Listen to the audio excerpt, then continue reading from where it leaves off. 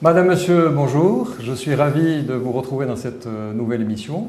Cette nouvelle émission aura comme thème le développement de l'industrie et du commerce au Maroc dans le contexte actuel mondial. Alors, pour parler de ce thème très important, j'ai plaisir à recevoir Monsieur Riyad Mzour, ministre de l'Industrie et du Commerce. Monsieur Mzour, bonjour. Merci d'avoir répondu à notre invitation. Bonjour Ali, merci de m'avoir invité.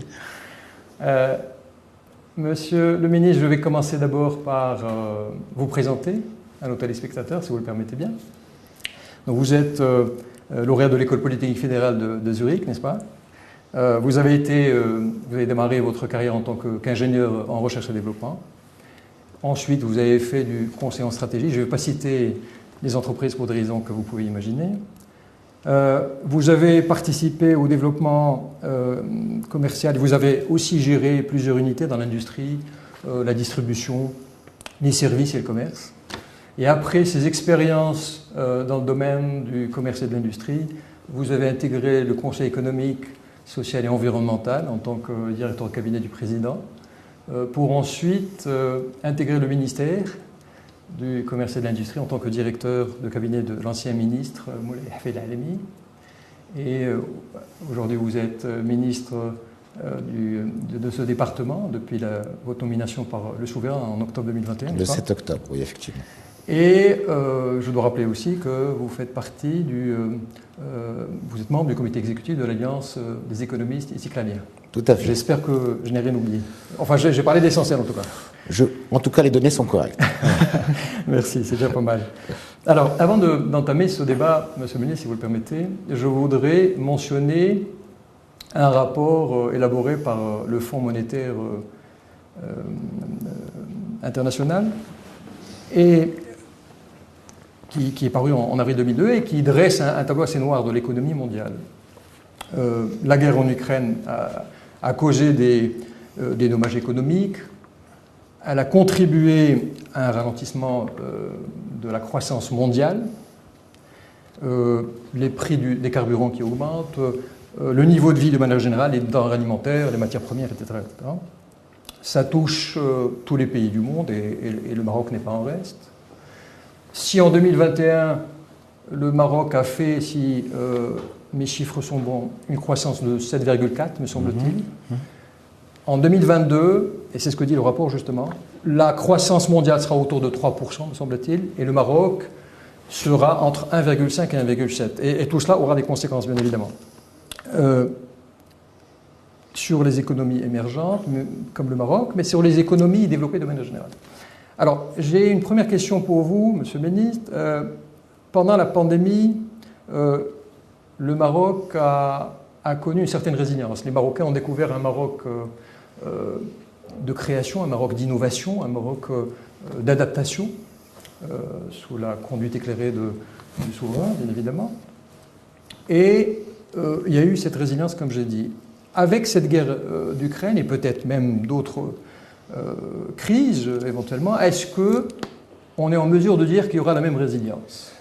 Non seulement il y aura la même résilience, mais à mon avis, et de ce que je vois et de ce que je sens sur les différents mouvements, les différentes forces qui sont en train de se mettre en place dans notre pays, il y aura une émergence encore plus forte. C'est-à-dire aujourd'hui, on a émergé dans beaucoup de secteurs, et notamment dans le secteur industriel et commercial, encore plus fort qu'avant la pandémie. En termes d'emploi, en termes d'intérêt pour l'investissement productif, le Maroc est aujourd'hui dans une dynamique assez unique dans son histoire. Et on a l'habitude de dire dans notre pays qu'on n'est jamais aussi bon que pendant les périodes de crise. Le Maroc et les Marocains, sous la conduite éclairée de Sa Majesté le Roi, comme vous l'avez dit, que Dieu l'assiste, l'ont prouvé pendant la période de pandémie d'une manière intense, avec une mobilisation extraordinaire. Ils ont redécouvert la capacité de l'État, pas seulement au Maroc mais ailleurs, à pouvoir répondre à leurs besoins, la capacité du tissu commercial à pouvoir répondre à leurs besoins, la capacité du tissu industriel et à pouvoir répondre aux besoins de tous les Marocains, et la capacité des cerveaux marocains à pouvoir aussi apporter des solutions en situation de crise. Donc oui, le Maroc s'en sortira probablement encore mieux. On n'a jamais été aussi bon, et on le sait, chaque Marocain le sait, que quand on est dos au mur. Et là, on a été souvent dos au mur, et c'est quelque chose qui nous donne encore plus d'énergie, encore plus d'ambition. Et je suis convaincu, les premiers chiffres le montrent déjà, qu'on s'en sortira beaucoup plus fort qu'avant la crise. Eh ben, très bien, c'est un message. Et c'est ce message d'optimisme que le Maroc portera du 12 au 15 juin pendant la réunion de l'Organisation mondiale du commerce.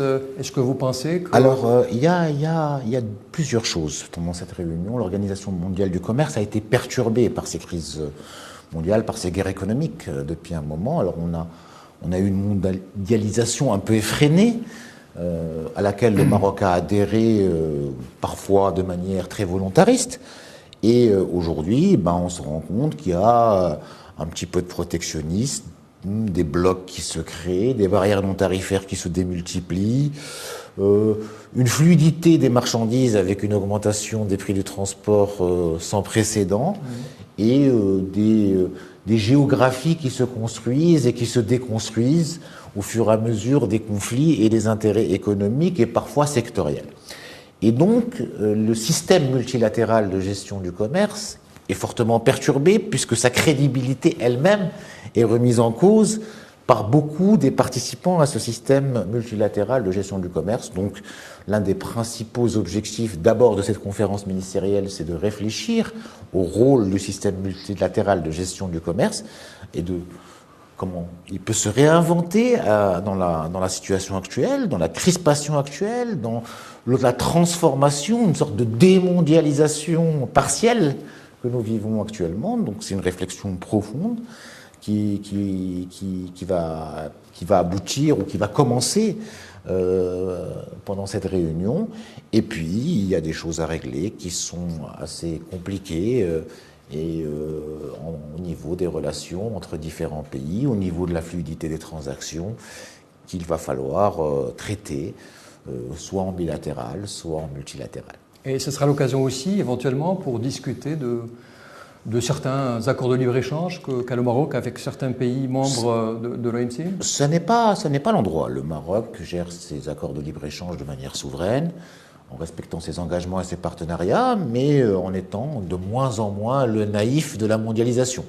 Donc on est aujourd'hui un pays qui gère plus ou moins bien ces relations-là, qui les équilibre, même si les échanges en facial ne sont pas toujours équilibrés, mais il y a une tendance pour les équilibrer. Ce qu'il faut savoir, c'est que l'attractivité de notre pays est construite sur ces accords de libre-échange aussi. Elle est construite sur une infrastructure, sur un positionnement géostratégique, sur une stabilité, sur un maintien des grands équilibres, mais aussi sur la capacité des gens qui investissent chez nous à pouvoir accéder à un ensemble de marchés porteurs. Et donc ces accords de libre-échange sont un vecteur d'attractivité avant d'être un vecteur des échanges avec une photo prise à un moment précis. Et donc c'est extrêmement important que nous conservions cette accessibilité au marché. Après, bien évidemment, notre marché est un marché qui peut être intéressant pour beaucoup d'acteurs, très bien, et quand ils jouent les règles avec des règles du jeu claires et qu'ils nous permettent la même accessibilité à leur marché, on essaye d'équilibrer, mais d'équilibrer dans le cadre d'un match sincère et avec des règles du jeu loyales. Quand il y a un petit peu de prédation, ou il y a un petit peu d'erreur d'arbitrage, on sort les griffes. On essaye de les corriger, et puis on le fait, ça se fait très très bien, on sort les griffes, et puis après on se reparle.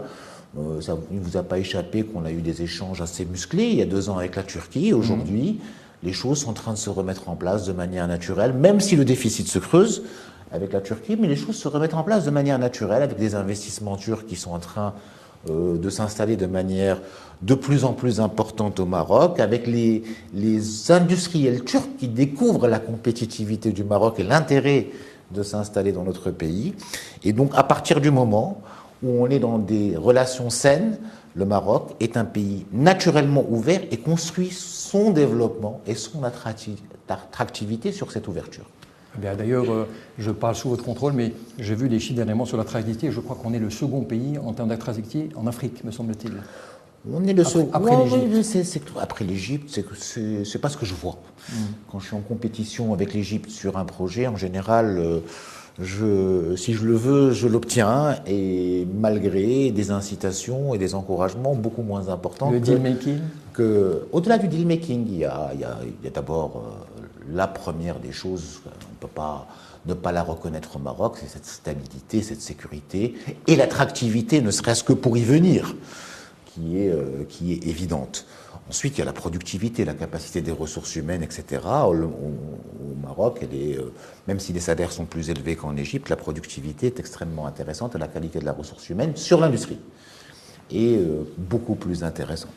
Ensuite, il y a cette ouverture, cette infrastructure logistique que nous offre d'abord le port de Tangemed, avec cet accès au monde que l'Égypte n'a pas aujourd'hui. Elle est un peu concentrée sur un marché assez spécifique. On a vu le classement, je vous interromps, pardon, le classement du port voilà, à l'échelle mondiale, sixième, me semble-t-il, premier en Afrique. En termes d'efficacité, mais si on le met en termes de volume avec les ports européens, parmi les ports européens, c'est le 5e. Sur la Méditerranée, c'est le 1er. On est aujourd'hui, avec Tangemed, franchement... On a un bon cheval de bataille. Voilà, extrêmement bien outillé pour aller conquérir le monde, pour faire simple. Donc on a ça, on a bien évidemment un potentiel d'énergie renouvelable unique, on a, je le répète et je réinsiste, des cerveaux, des Marocains qui sont de mieux en mieux formés, de plus en plus inventifs et de plus en plus efficaces pour piloter des opérations, que ce soit en tant que cadre moyen ou en tant que technicien et ingénieur. On nous les a arrachés aujourd'hui, on est en train de les valoriser sur place. Franchement, aujourd'hui, vu la situation et vu le contexte mondial, je pense qu'on en parlera plus tard, on est en très très bonne posture en termes d'attractivité dans la région et dans ce tiers de globe Europe-Afrique et même dans le monde. Eh bien, tant mieux, tant mieux. Monsieur le ministre, j'aime bien l'histoire et c'est toujours bien de rappeler les histoires à succès. Et j'ai envie, si vous le permettez, on a 2-3 secteurs pour lesquels on est connu de par le monde. Le secteur de l'aéronautique, le secteur de l'automobile et aussi les énergies renouvelables. Je vais citer les autres secteurs, sinon ils vont se fâcher, bien évidemment. Pouvez-vous nous parler, Monsieur le ministre, de l'historique de ces histoires à suivre? Comment on en est arrivé là? Comment ça a commencé? Qu'est-ce que le Maroc a fait pour qu'on se retrouve aujourd'hui à ce niveau de développement dans ces secteurs et pour aussi peut-être donner à réfléchir à d'autres secteurs, d'autres écosystèmes pour émerger? Alors, l'histoire de l'industrie marocaine est ancienne et très profonde. Si on reparle de l'aéronautique, on ne va pas remonter à l'aéropostale. Ça a commencé à ce moment-là. Pour l'automobile, ça a commencé dans la fin des années 50, dès le début de l'indépendance. L'automobile a commencé au Maroc avec cette même ambition d'avoir de l'assemblage, etc. Le début de la Somaca, donc on avait le Maroc indépendant, était extrêmement ambitieux et voulait construire cette souveraineté industrielle, voulait être un acteur et a commencé. Il y avait le début du secteur automobile, on a eu l'usine d'assemblage, on avait les usines de pneus, on avait etc. qui sont connues, qui sont encore là. Bon, certains ont arrêté, mais il y en a qui ont survécu à cette période-là, dont la Somaca qui a survécu à cette période-là. Ça a été interrompu avec le PAS. Toute cette trajectoire avec les crises pétrolières successives qui ont mis à mal les finances de notre pays et puis les conditions que la communauté internationale a imposées au Maroc pour pouvoir continuer à subvenir à ses propres besoins. Il y a eu une interruption d'une vingtaine ou de 25 ans. Et puis ça a redémarré après, avec le nouveau règne de Sa Majesté le Roi Mohamed VI, que Dieu l'assiste, les nouvelles stratégies, les nouveaux choix, etc. Mais il y avait déjà un embryon qu'on avait interrompu. Mais cet embryon existait aussi dans le tourisme. Il y avait des hôtels qui avaient émergé à cette époque-là. Donc toutes ces stratégies qu'on a fait revivre dans les années 2000 avaient été en partie entamées dans les années 50, 60 et début des années 70, y compris la diversification de l'OCP qu'on est en train de vivre aujourd'hui. Donc historiquement, cette ambition marocaine a toujours existé. On n'avait pas les moyens de nos ambitions et puis on l'a redéveloppée de manière intelligente et continue. Encore une fois, première des choses, stabilité macroéconomique pour qu'on ne soit plus ouvert aux aléas et aux diktats et aux conditions des bailleurs de fonds. Donc c'est quelque chose qui est devenu sacro-saint chez nous, avec beaucoup de critiques, etc. Mais c'est quelque chose qui nous a permis de résister et de pouvoir continuer à planifier notre développement. Deuxième des choses, des infrastructures où il y a eu un surinvestissement très fort pour avoir des infrastructures de classe mondiale que nous devons aujourd'hui valoriser. Troisième des choses, la mise à niveau du capital humain, d'abord la généralisation de l'éducation, ensuite pouvoir avoir cette qualité-là, quoi qu'on en dise sur le système aujourd'hui. Les Marocaines et les Marocains qui travaillent dans les usines, qu'elles soient japonaises, américaines, coréennes, allemandes, etc., sont parmi les capitaux humains les plus productifs au monde. Et donc ça, c'est quelque chose aussi qui a été réussi. Et puis après, une vision, une stratégie. On a fait des choix. Donc la stratégie industrielle a démarré avec le choix de métiers, les fameux métiers mondiaux du Maroc. Ces métiers-là, on est rentré dedans, on a été chercher des locomotives assez forte. Pour l'automobile, c'était la première, c'était Renault, avec un taux d'intégration très faible. On avait la Somaca à l'époque. Elle assemblait bon an, mal an, avec un taux d'intégration d'une vingtaine de pourcents, 10 000 voitures. Aujourd'hui, on a une capacité, 15 ans plus tard, installée de 700 000 voitures. Et avec un taux d'intégration, on a reçu le rapport pour l'écosystème Renault hier, on attend celui de Stellantis, avant-hier, pardon, de 64%. Ça veut dire 64% de la valeur des pièces qu'il y a dans une voiture sont aujourd'hui fabriquées au Maroc. C'est l'un des taux les plus profonds des écosystèmes industriels au niveau mondial. Et c'est pour ça qu'aujourd'hui, on est le 3e pays le plus compétitif au niveau de la construction automobile. Alors, comment ça fonctionne? Ça fonctionne d'abord, on met les prérequis, la base, ce qu'il faut mettre en place, les infrastructures, la stabilité, la régulation, les lois pour protéger les investissements. On ouvre les marchés, parce que si on n'avait pas eu des accords de libre-échange, il n'y aurait pas des investisseurs qui viennent chez nous pour servir tous les pays du monde. Aujourd'hui, on vend des voitures en Allemagne. Si on n'avait pas eu les accords de libre-échange avec l'Union européenne, ça ne se serait pas fait. Et soit dit en passant, le Maroc, en unité, est le premier exportateur mondial de véhicules vers l'Europe. Ça fait aujourd'hui 6 mois, mois par mois on suit, qu'on est devenu le numéro 1 mondial. Alors c'est pas rien. Numéro 1 devant la Chine, numéro 1 devant la Corée, numéro 1 devant le Japon, numéro 1 devant la Turquie. C'est quand même lourd devant le Royaume-Uni, qui est sorti de l'Union européenne. Et le Maroc est numéro 1. La première voiture la plus vendue en Europe est faite à Tanger et à Casablanca. La deuxième, à Kenitra. Donc c'est dire qu'on a développé quelque chose de profond, de structurant, parce que ça a transformé... Et de durable, certainement. Ça a transformé... le camembert, nos exportations, aujourd'hui c'est le premier, le deuxième, en fonction des cours, secteur le plus exportateur de notre pays, qui n'existait pas il y a 15 ans, ou qui existait à peine. Monsieur le ministre, comme je vous ai dit tout à l'heure, j'ai parlé des 3 secteurs, automobile, aéronautique, les énergies renouvelables, mais j'ai envie de citer les autres secteurs qui...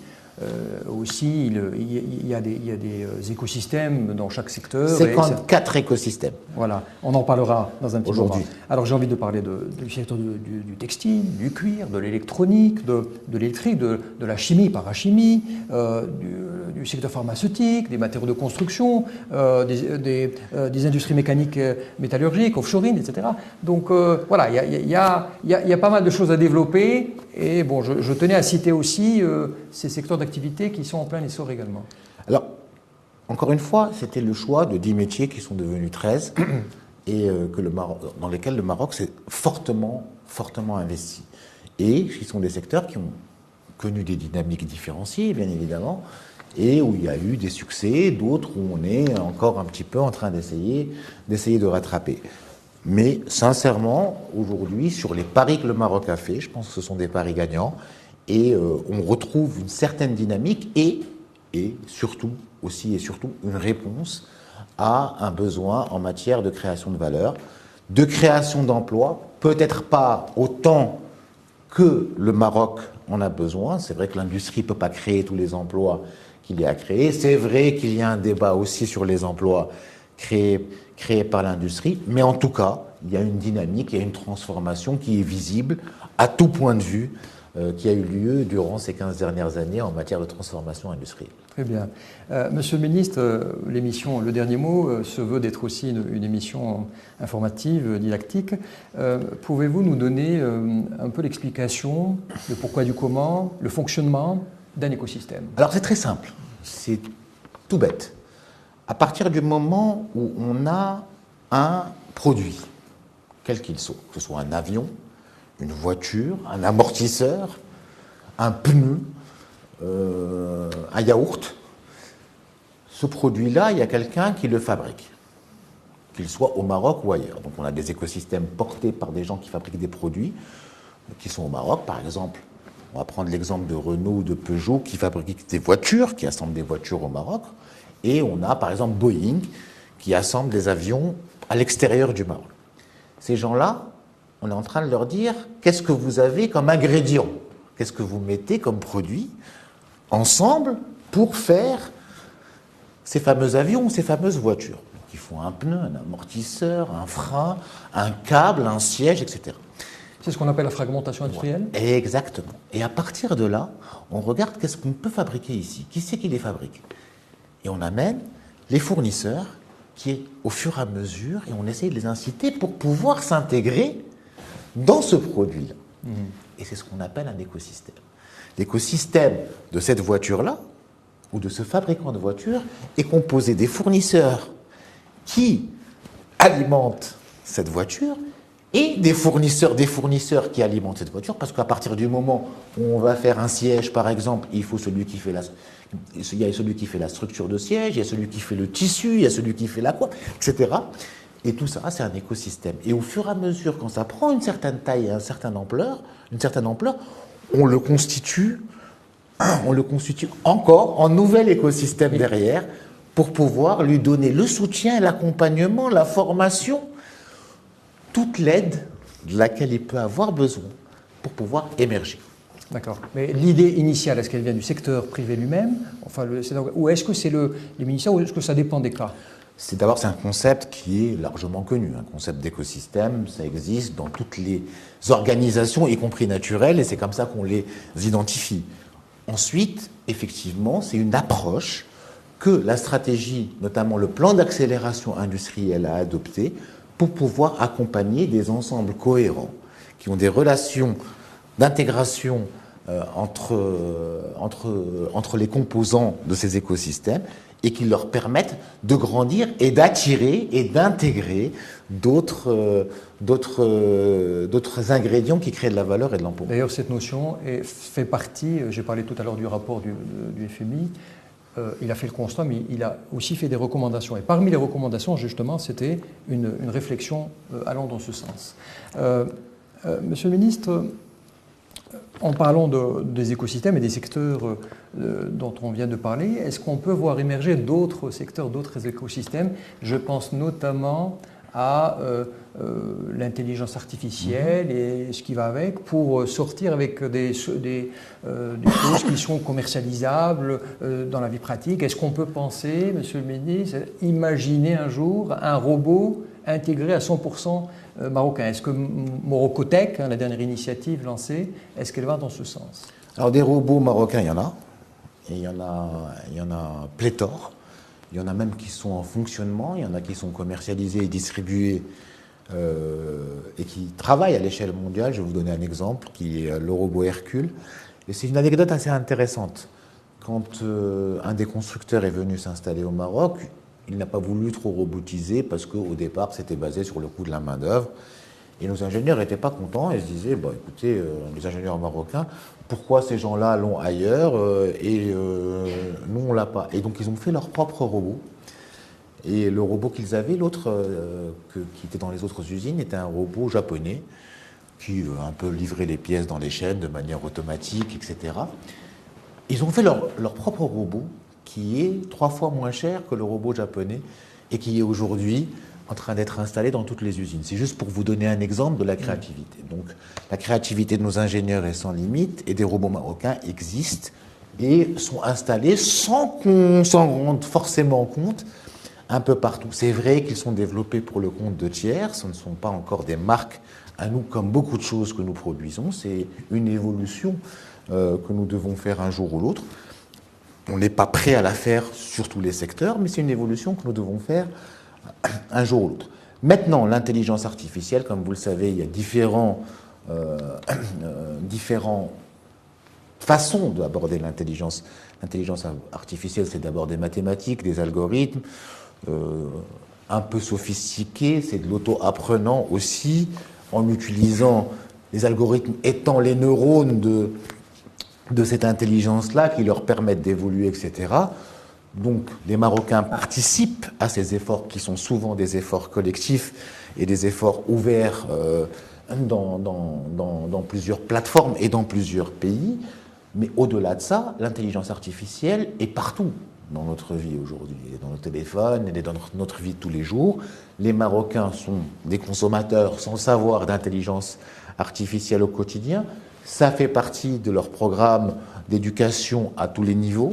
Ça va même être intégré dans les cycles primaires et secondaires. Ah oui, je pensais que vous parliez des formations universitaires, parce qu'il y a déjà des formations universitaires. Oui, ça va même être intégré dans les cycles primaires et secondaires. Notre industrie est une industrie, à certains égards, qu'on peut considérer comme un tissu industriel parmi les plus évolués au niveau 4.0, parce qu'elle est récente, tout simplement, et il utilise des machines ou des robots qui sont aujourd'hui dotés de ce type de mécanisme auto-apprenant.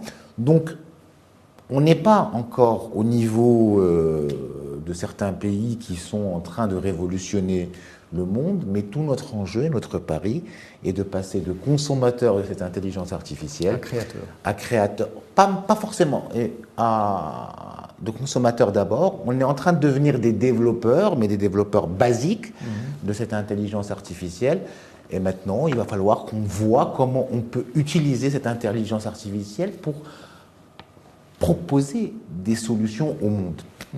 Alors, justement, Monsieur le ministre, moi je suis d'une génération qui vit avec une petite frustration de ne pas avoir vu dès les années 90 des constructeurs informatiques de renom, je ne vais pas citer les noms, ne pas s'installer au Maroc. Pourquoi il n'y a jamais eu d'usines, de constructeurs qu'on connaît, d'ordinateurs, etc., et qu'on a plutôt préféré les secteurs dont on a parlé, qui sont bien évidemment de grands créateurs de valeur ajoutée, etc. Pourquoi on n'a pas... Est-ce qu'on a été les voir et ils ont refusé? Est-ce qu'on n'a pas fait la démarche? Est-ce qu'on n'a pas moyen là, avec l'intelligence artificielle, de rattraper justement le... Il y a un moyen assez intéressant, mais pas sur la production. Sur la production, sur l'électronique, on a fait des développements assez intéressants.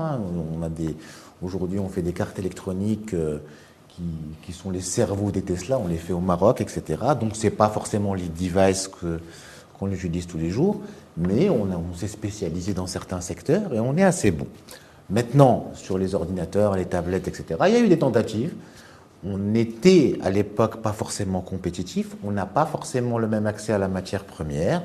On sait très bien où sont concentrées la fabrication de wafers et de microchips, et ça demande des investissements extrêmement lourds pour développer ce genre de choses. On a choisi de se positionner sur des secteurs où les investissements étaient plus en rapport avec ce que nous pouvions faire, et sur de l'intelligence et de la transformation de l'intelligence où c'était moins capitalistique et ça avait un rendement beaucoup plus rapide et beaucoup plus important. Ce sont les choix qu'on a fait aujourd'hui. Ça ne veut pas dire qu'on ne rentrera pas un peu plus en profondeur sur certains sujets. On est en train de le faire. C'est l'un des enjeux de notre compétitivité au niveau, par exemple, automobile et aéronautique. L'un des enjeux est l'enjeu électronique. Il y a plusieurs segments de valeur que nous allons un peu creuser. Pas forcément celui de l'assemblage de devices, mais c'est à l'ordre du jour et on a quelques projets d'investissement qu'on est en train de regarder qui peuvent correspondre aux besoins du Maroc, du continent et pourquoi pas de nos pays, des pays qui achètent nos produits. Eh bien, tant mieux. Monsieur le ministre, je voudrais revenir, vous l'avez cité tout à l'heure, sur le plan d'accélération industrielle 2014-2020. Il a peut-être pris une autre forme après 2020. Est-ce que vous pouvez nous donner un petit bilan et nous dire comment ce plan évolue avec ces 10 axes stratégiques? Alors ce plan avait fait un pari très simple. D'abord, c'était le premier pari de créer 500 000 emplois. pas forcément net, mais de contribuer à la création de 500 000 emplois. Ce pari a été tenu au niveau de cette création-là. Il a fait le pari de deuxième objectif, d'augmenter la valeur ajoutée de l'industrie à un certain niveau. Ce pari n'a pas été tenu, mais fort heureusement, parce que ça veut dire que d'autres secteurs ont aussi évolué, ce qui fait que l'industrie a évolué, mais elle a maintenu, grosso modo, la même part dans la création de valeur dans notre pays, et tant mieux. Et elle a fait le pari d'équilibrer la balance commerciale, ce qui était un pari assez hasardeux. Ce pari était hasardeux parce que l'industrie est une industrie de transformation, parce que l'énergie, on l'a pas forcément chez nous, et parce que cette industrie était encore, et l'est toujours encore plus, en train de progresser et d'évoluer, donc il fallait importer beaucoup de biens, d'équipements pour pouvoir la faire encore grossir. Donc grosso modo, sur les paris qui ont été faits, gros succès sur l'emploi qui est l'enjeu principal, même s'il y a un débat, même s'il y a eu beaucoup de débats dessus, mais il y a des faits qui sont avérés et qu'on peut prouver emploi par emploi, et aujourd'hui un positionnement quand même du Maroc en tant que base industrielle qui n'était pas reconnue avant le PAI, qui est aujourd'hui reconnu dans le monde entier et qui bip sur tous les radars en tant que plateforme industrielle de référence dans certains secteurs. On ne parlait pas du Maroc comme d'un pays industriel avant que le PAI n'ait été bouclé. Et ça, aujourd'hui, c'est un fait, c'est une preuve. Ne serait-ce que ça peut démontrer que ce plan d'accélération industrielle a réussi, puisque aujourd'hui, le Maroc est considéré dans le monde par l'ensemble des opérateurs qui comptent dans ce secteur, par l'ensemble des bailleurs de fonds, FMI, machin, etc., qui évaluent notre pays comme un pays qui a une base industrielle. Ce qui n'était pas le cas il y a 10 ans. Donc, en termes d'image, au-delà de ça, en termes d'image, ça a complètement transformé le pays. En termes de capacité à produire, ça a transformé le pays. S'il n'y avait pas eu cette base industrielle, on n'aurait peut-être pas eu les ressources pour répondre à nos besoins comme on y a répondu pendant la crise. Donc franchement, émergence, le pacte, PAI et aujourd'hui plan de relance industrielle, une belle continuité de stratégie industrielle, bien pensée, une continuité qui a été assurée et pilotée par le souverain. Ça, c'est aujourd'hui un acquis de notre pays qui n'a pas de prix. On bip sur tous les radars, on attire des investisseurs du monde entier. Vous avez vu en termes d'IDE, ça s'est inversé. Il y avait 30% qui étaient mobilisés pour le tourisme, 15% pour l'industrie. On a complètement inversé ça en 10 ans. C'est 15% pour l'immobilier et 30% pour l'industrie. Donc, il y a eu une transformation au niveau des investissements IDE, au niveau des investissements du capital marocain, qu'on est en train de voir aujourd'hui arriver en masse vers l'industrie, au niveau des aspirations même des Marocains aujourd'hui en termes de formation, d'orientation, ils s'orientent de plus en plus dans l'industrie, au niveau de la fierté. On ne parlait pas du Made in Morocco de la même manière que nous parlons aujourd'hui. Aujourd'hui, tous les Marocains parlent du Made in Morocco. Mais quelle transformation, quelle transformation. Et je pense qu'il y a de quoi un petit peu s'arrêter et être fier de ce qui a été fait, au-delà de toutes les critiques, bien sûr, que nous pouvons écouter pour corriger le tir et pour avancer un peu mieux. Très bien. Alors, parmi les 10 axes stratégiques de ce PAI, de ce plan d'accélération industrielle, je voudrais que vous nous parliez de 2 axes, si vous le permettez, monsieur le ministre. Le premier, c'est celui de l'accompagnement de l'informel vers le formel. Et le second, c'est par rapport aux outils que vous avez élaborés pendant ce plan d'accélération, des outils d'aide financière. Je pense notamment au fonds d'investissement public. Au fonds de développement industriel. Au fonds de développement industriel, exactement. Au fonds de développement industriel. Pour ces 2 points-là. Alors, l'évolution de l'informel vers le formel, il ne vous a pas échappé, par exemple, que le tissu textile, ou ce qu'il en restait, au départ, était complètement informel. Il y avait des façades qu'on venait évaluer, et puis il y avait un ensemble de travailleuses, pour la plupart, qui n'avaient pas leurs droits, etc., Et aujourd'hui, on a un tissu textile qui compte environ 190 000 travailleurs et travailleuses qui sont aujourd'hui enregistrés à la CNSS. Donc il y a eu une évolution intéressante. On n'a pas fini, on n'a fait que la moitié du chemin, il nous en reste encore 200 000 dans l'informel, et on a vu les drames, par exemple à Tanger, dans certains garages où il n'y avait pas toutes les conditions de sécurité, et on est encore en train de travailler pour intégrer le tissu informel. Donc il y a eu un travail de formalisation de pas mal de secteurs qui étaient là, qui travaillaient, qui n'avaient pas forcément la bonne productivité, où les gens qui y travaillaient n'avaient pas des revenus, n'avaient pas de couverture sociale, etc.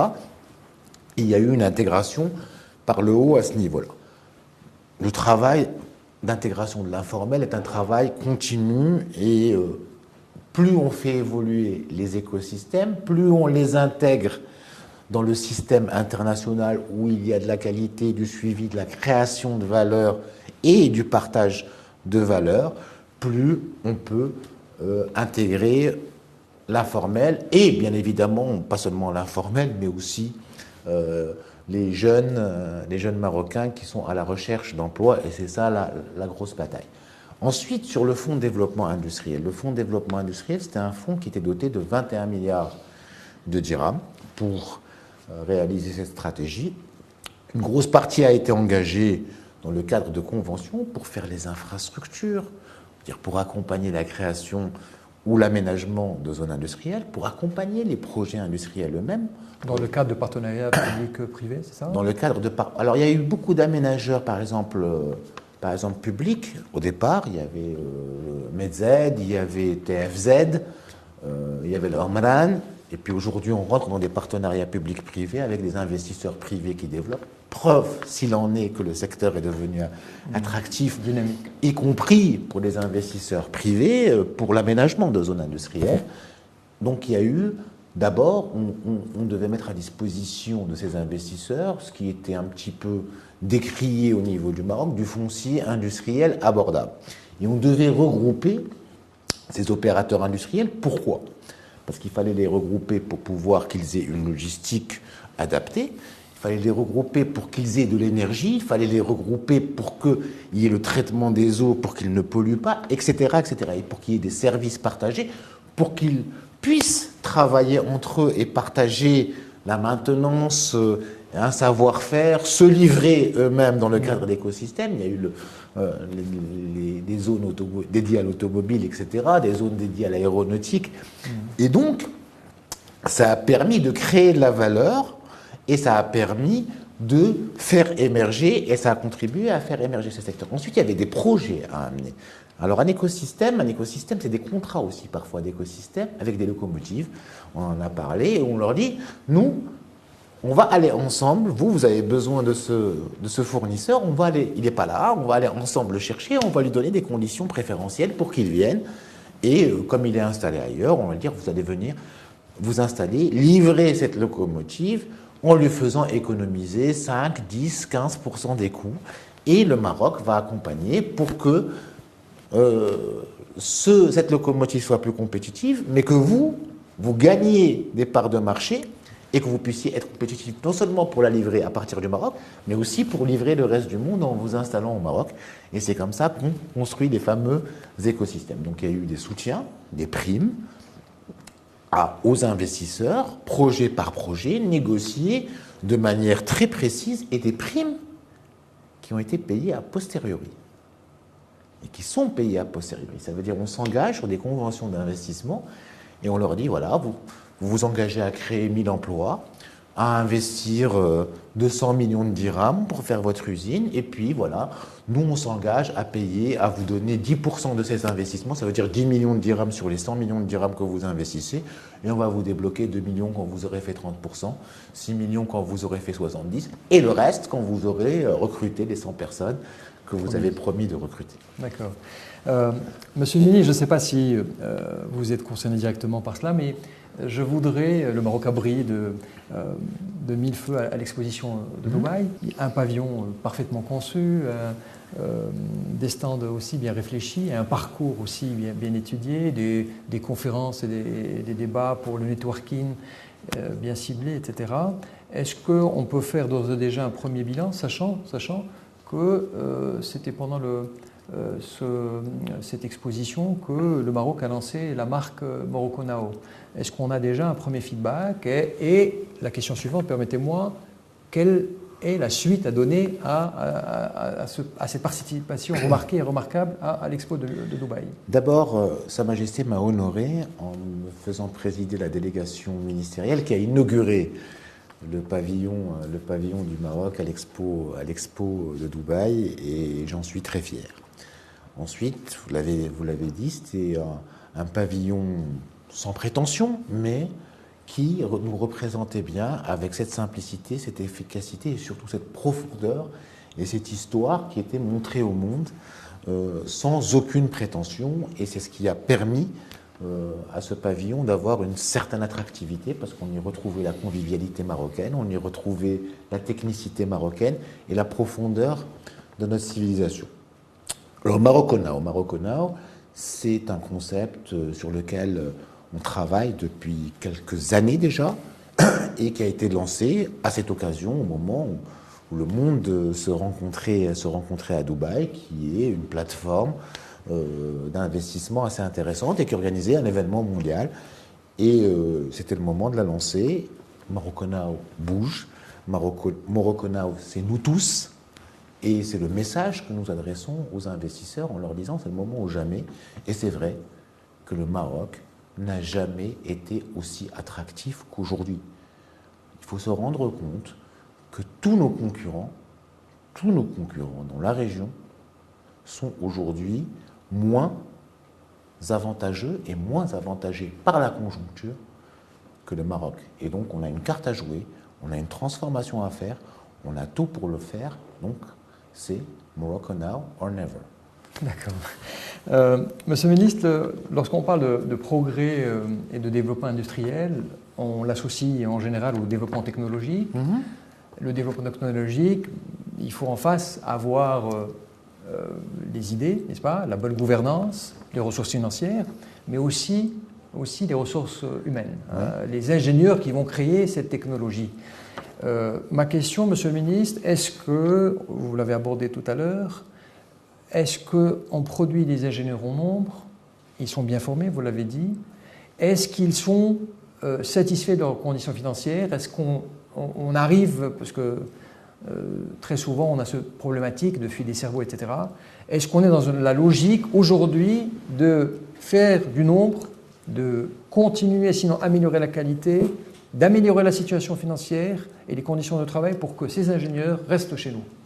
Alors, on n'en fait jamais assez pour le capital humain. Jamais et nulle part. On n'en fait jamais assez, on peut toujours faire mieux. Et donc, bien évidemment, ma réponse est on peut encore mieux faire, et elle sera toujours la même, quel que soit le niveau qu'on ait atteint. Donc, on forme aujourd'hui, au niveau technique, 10 000, me semble-t-il. 23 000 d'ingénieurs. Ingénieurs et techniciens supérieurs. Ah oui, il y a la notion d'ingénieur assimilé. Voilà. On en forme 23 000 par an qui répondent parfaitement à nos besoins. Et on est en train, peut-être qu'on est l'un des seuls pays au monde, à avoir complètement ouvert son système d'enseignement supérieur technique au secteur privé et aux investisseurs. Ça veut dire aujourd'hui, on a un investisseur qui veut 10 ou 12 ingénieurs qui soient CATIA V5 et qui maîtrisent une certaine bibliothèque, sa bibliothèque propre, on l'intègre dans notre système d'enseignement, dans nos écoles d'ingénieurs. Charge à lui, bien évidemment, quand on l'a fait, de recruter la personne qui est sortie. Donc on a signé une convention avec l'enseignement supérieur sur 100 000 ingénieurs pendant ce mandat, avec bien évidemment l'intégration de soft skills, l'intégration de certaines choses qui leur permettent de s'adapter, leur formation basique, mais la possibilité d'ouvrir 10 à 20% de leur cursus de formation aux besoins de leurs futurs employeurs. Donc ça, c'est une révolution et c'est unique. Unique de par son agilité et unique de par son ouverture aux investisseurs et au secteur privé, mais c'est contractualisé. C'est ce qu'on avait fait au niveau de la formation professionnelle. On est en train de le faire au niveau de l'enseignement supérieur et ça concerne 25% des emplois que le secteur de l'industrie a créé durant cette mandature. On a 400 000 emplois à créer, il y a 100 000 qui seront de ce niveau-là, c'est dire la transformation qu'on est en train de faire, la montée en gamme qu'on est en train de faire. Il ne vous a pas échappé que les Marocains sont de mieux en mieux éduqués et donc aspirent à des emplois de plus en plus... Éduqués dans le sens anglo-saxon du terme. N'est-ce pas formés, vous voulez dire? Oui, oui, formés. Vous avez raison, merci d'avoir corrigé.